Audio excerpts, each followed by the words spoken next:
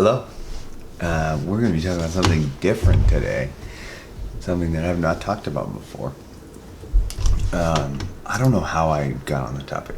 We're going to talk about body dysmorphia and muscle dysmorphia, which is a subset of body dysmorphia.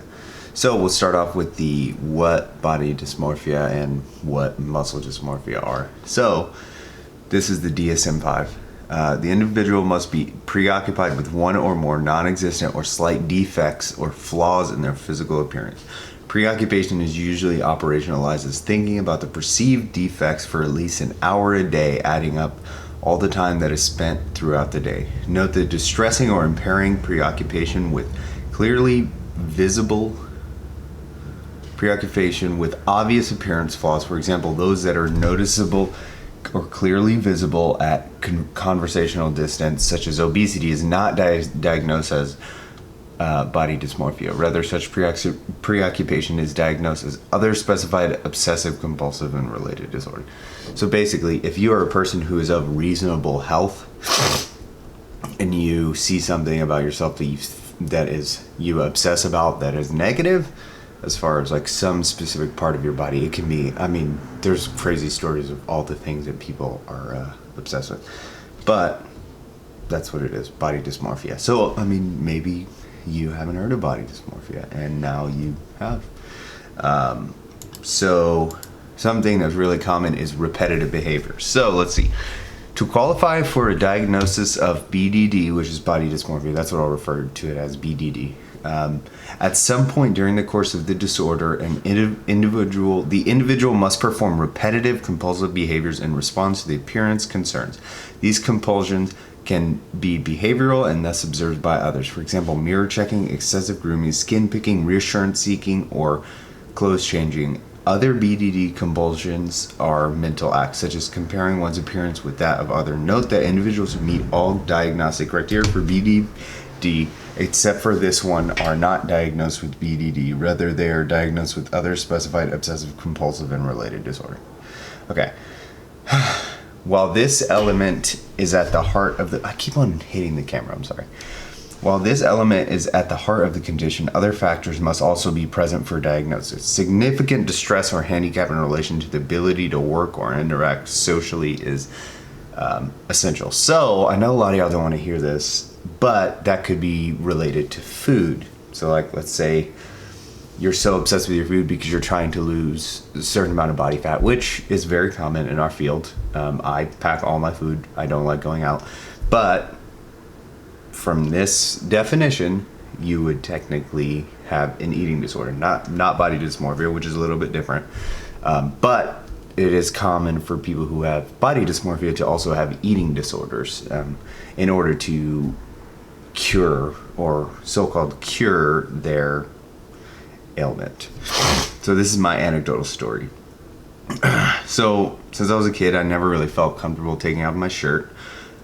Even when I was 170 pounds, this was like 2 years ago, and I was really skinny. I'll pop up a picture right here. I still perceive myself as having giant love handles. That's been the thing that I've been obsessed with basically my entire life.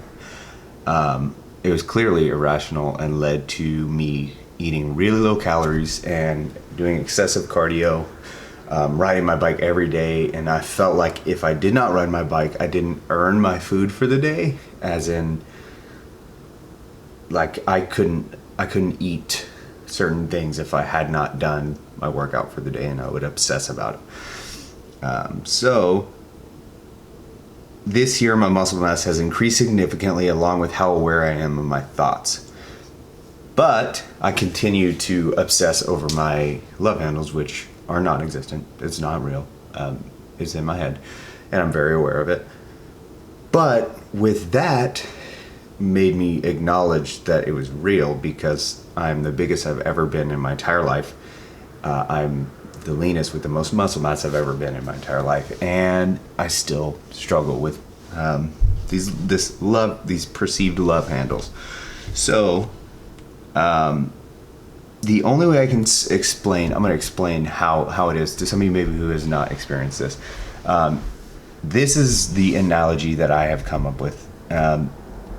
it's like having an extra layer of skin that feels stretched out, like if you filled up a balloon with water and then you inserted another smaller balloon inside it. So that's how it feels around this area, as if there is an extra layer of skin on top of my stomach, or where my love handles are. So accompanying it is a feeling of discomfort or slight pain. In a similar fashion, I can only analogize to victims of phantom limb syndrome. This is something that I just thought of when I was writing all this out. Was that's a common thing, is like a feeling of discomfort or pain in people with phantom limb disorder, and that's how it is. It's almost like, and it's not like I am looking at it. It's almost as if you're stretched back and you're looking at yourself with this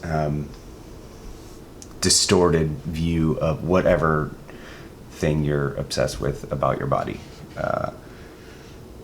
This is also very common.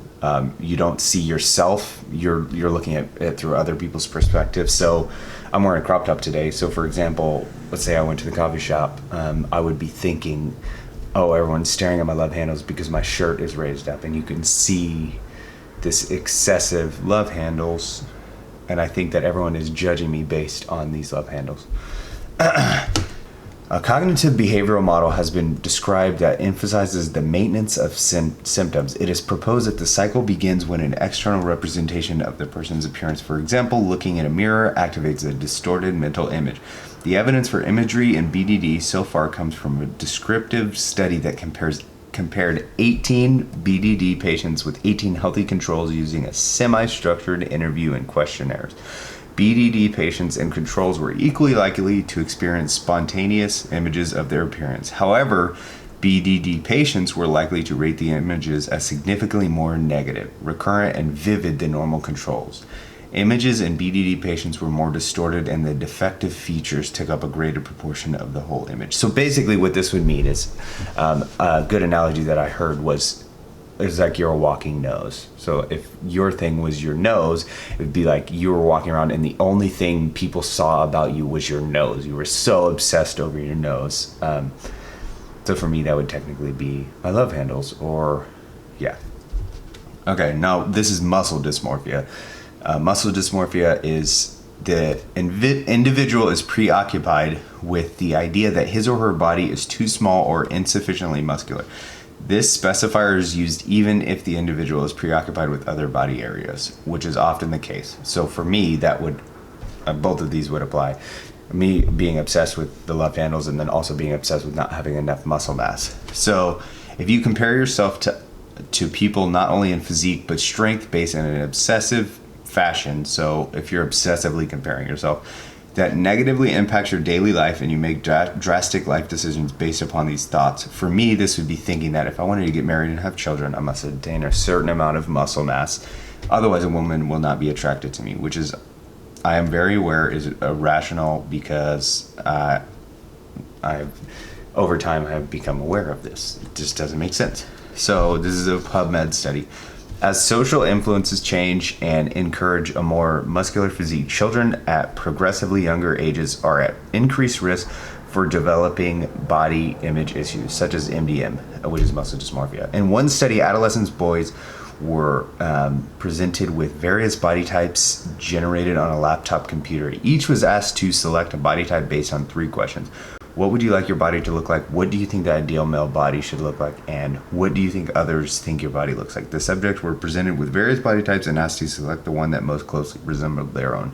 On the first 2 questions, the boys selected body types that were 30 to 40 pounds heavier.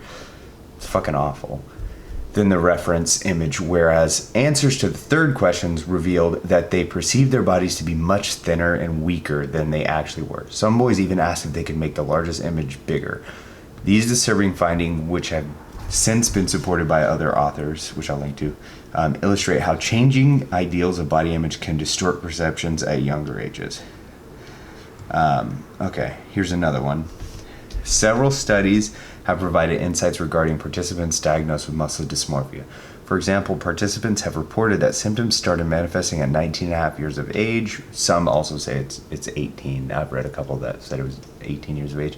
In addition, they spent 1 They spent more than 3 hours a day thinking about becoming more muscular, believed they had little control over their weightlifting activities, reported their exercise and diet regimes interfered at least moderately with their life, including job losses and relationship breakdowns, avoided activities, people, and places because of their muscularity concerns, such as important family social gatherings, and engaged in body monitoring and camouflaging behaviors, such as constantly checking their physiques in the mirror and wearing baggy clothes to hide their bodies. Although 50% had insight into their condition, they felt unable to resolve their concern. Okay, more muscle dysmorphia.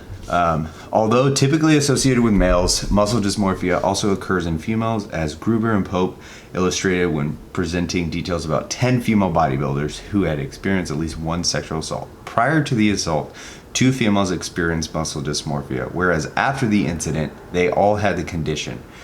Participants' mean age at the first sexual assault was 20 years old. So it was like 22 and a quarter. No, more than a quarter, whatever, doesn't matter. And at that time, none were consuming illegal muscle building drugs. After the assault, 7 females began using steroids. Prior to the first assault, 6 females reported a history of at least one mental health disorder diagnosis. After the assault, 8 individuals reported at least one diagnosis, which included post-traumatic stress disorder. Many participants also described occupational, social, and relationship impairment.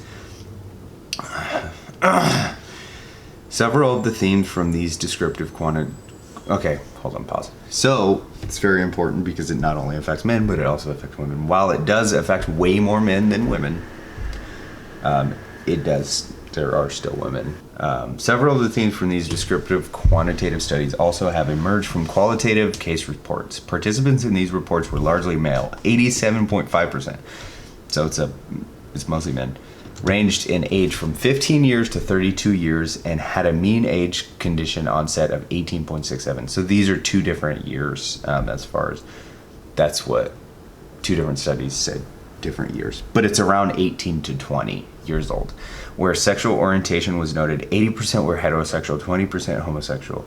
Regarding ethnicity, where noted, 67% were white, which is a significant percentage of them. And the remaining individuals identified with a range of ethnic groups, including Chinese, Lebanese, Hispanic, and Australian, and Aboriginal. With respect to relationship status, where noted, 60% were single and 40% were in a relationship. That's really interesting because there are no African American. It does not show any African American in this. I may need to look deeper into that to see if they didn't, like, how many of each they studied.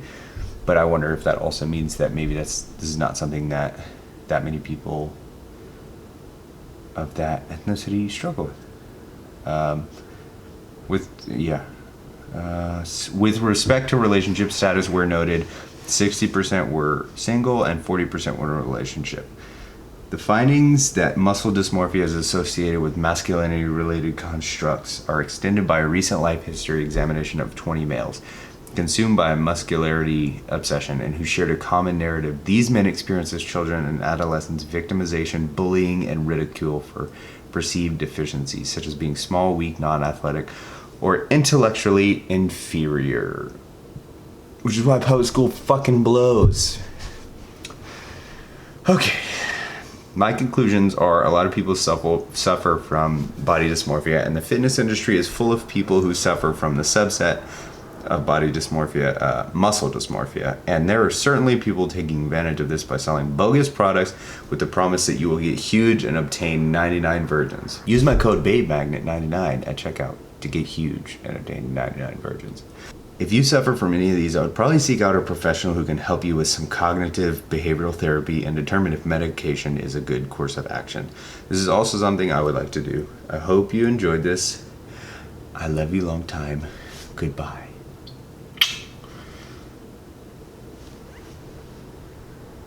Also, let me know if this is something that you struggle with. I would love to hear from you. All right. I'm going to go to the grocery store. Yeah.